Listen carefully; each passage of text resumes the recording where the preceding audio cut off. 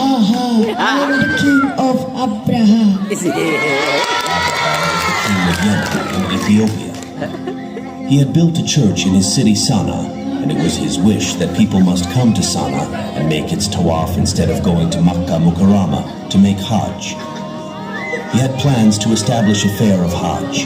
The Arabs, and especially the Quraysh, did not like the idea. Therefore, a man from Banu Kinana, a tribe of Quraysh, became very angry and traveled all the way to Sana and urinated in the church of Abraha and messed its walls with impurities. Abdul Muttalib entered. Abraha, impressed by his presence, stood and sat beside him. "Ask your request," he said. Abdul Muttalib asked for his camels back. Abraha was surprised, taken aback. When you spoke, I thought you would plead for your house, the Kaaba. Abdul Muttalib's reply was simple and stunning. "I am the owner of the camels.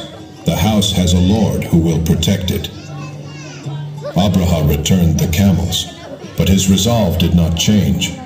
At dawn, they would march. As night fell, the people of Mecca left the city.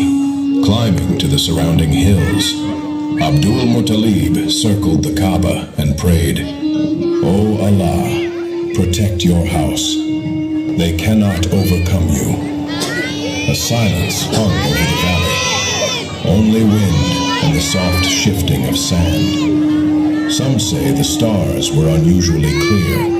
Others, that time itself felt held in a breath. وأرسل عليهم طيرا أبابيل. Seeing his failure and his empty palace, Abraham began to burn with jealousy. He swore that now he would not rest until he had torn down Allah's house, the Kaaba. The people of Makkah could not fight such a huge army, so they climbed up into the mountains. But the chief of Makkah, Abdul Muttalib, went to Abraha with complete confidence. Abraha said, "I have come to destroy the Kaaba, and you are asking for your camels?" "I am the owner of the camels, but this house has a lord of its own, and he will protect it himself." Then he held on to the door of the Kaaba and prayed, "O Allah, protect your house." When the army moved forward, the elephant Mahmud sat down respectfully in front of the Kaaba. The soldiers beat him and wounded him, but he did not move even an inch forward.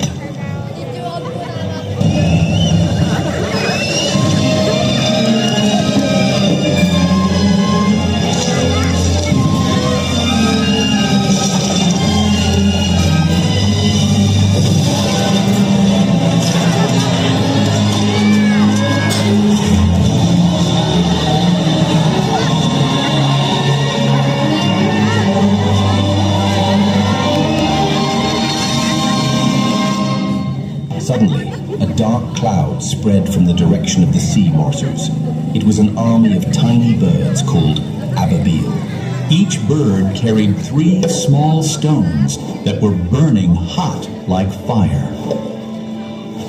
By Allah's command, a rain of stones began to fall from the sky.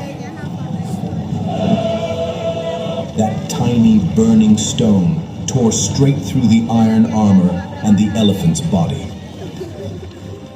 In just a short while, the entire army was scattered across the field like chewed-up straw. Abrahal's arrogance was crushed to dust, and he writhed in pain until he met his end. Not a single man of Abraha's army survived, and all of them, including Abraha and his elephants, were destroyed in such a way that their bodies were torn to pieces and scattered on the ground.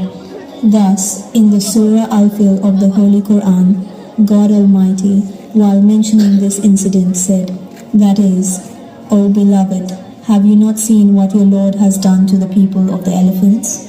Did he not destroy their tents and send flocks of birds against them to strike them with pebbles, so that they became like chewed straw?